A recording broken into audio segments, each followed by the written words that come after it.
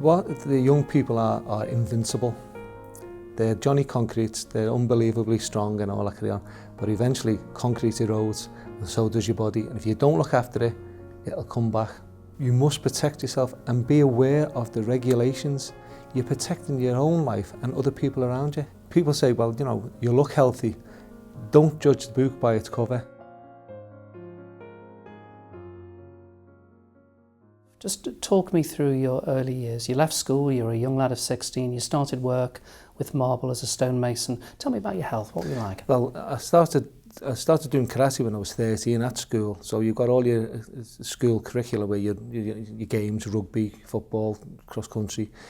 Then I started work, carried on with my karate, became a black belt in karate, went on to, for years actually, till in my 30s training.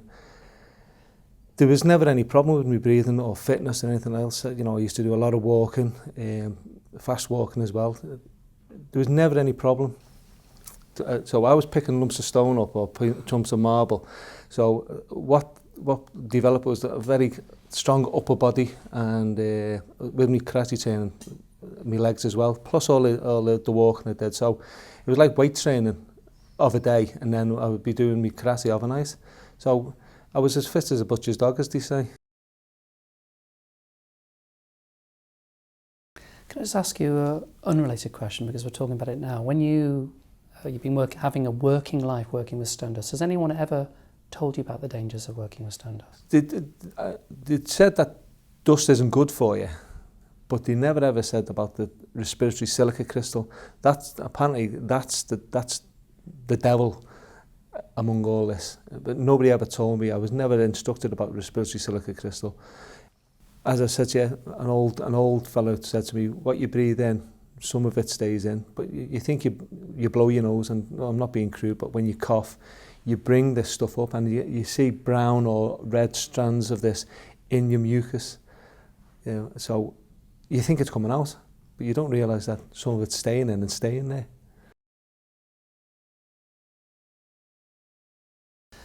Terry, when did you first notice that you had problems with your health, and particularly your breathing? We were in Spain, it was quite warm and it was quite hilly. Now, walking in hills never bothered me before, but we'd be in the shops, bringing back our groceries, and I had to sit down on the pavement because I just couldn't breathe. And my wife said, what's to do with it? I said, I can't breathe, I've got pains in my chest, I'm really breathless. So we sat there for a bit, and we took the groceries up in stages, and I said, there's something wrong, and I had the pain in my chest for at least 2 weeks after I'd come back from Spain, and that's why I went to my GP, and she sent me then to the hospital to see a lung consultant. And at any time when you were becoming unwell in those few weeks, did you ever link it with your workplace and the dust that you've been exposed to? What I thought was, I'm getting older, so obviously you're not as fit as what you think you are, and it's just wear and tear on your body. Well, you know, I'm getting older, so I've got my shopping and I'm going up a hill. I never realised that my lungs had been damaged, and it was now starting to take effect on my general health.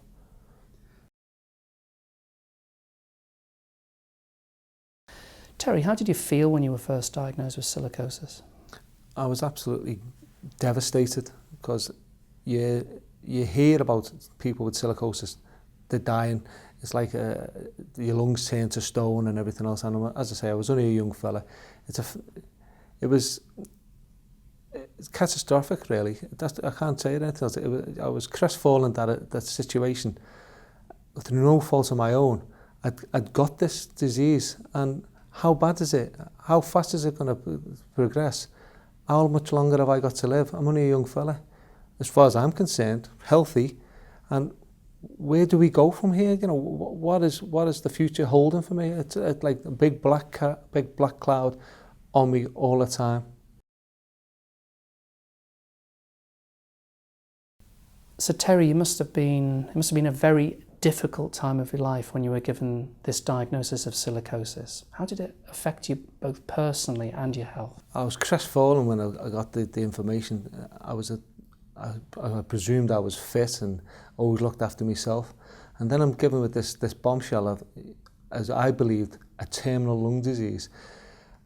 Where does that leave me? What's going to happen to my wife and family? You know, what can I do to minimise the effect of what's happening to me? The situation is I've always been an active person. My wife's an active person, so are my children.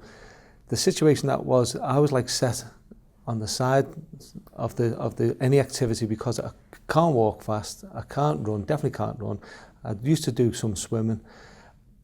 When I was swimming, eventually I started to get short of breath, and if you're in the middle of the swimming pool, there's nowhere else to go. So it was too dangerous as far as I was concerned, and too painful to push myself, get to the side, got out, got dressed and went home, and I've never done it since. I try and do as much as I possibly can to minimise this disease. People say, well, you know, you look healthy. Don't judge the book by its cover. It's what's inside it's not right. And I feel like it all the time. I have like a short of breath. If you've run a marathon, you get like a burn.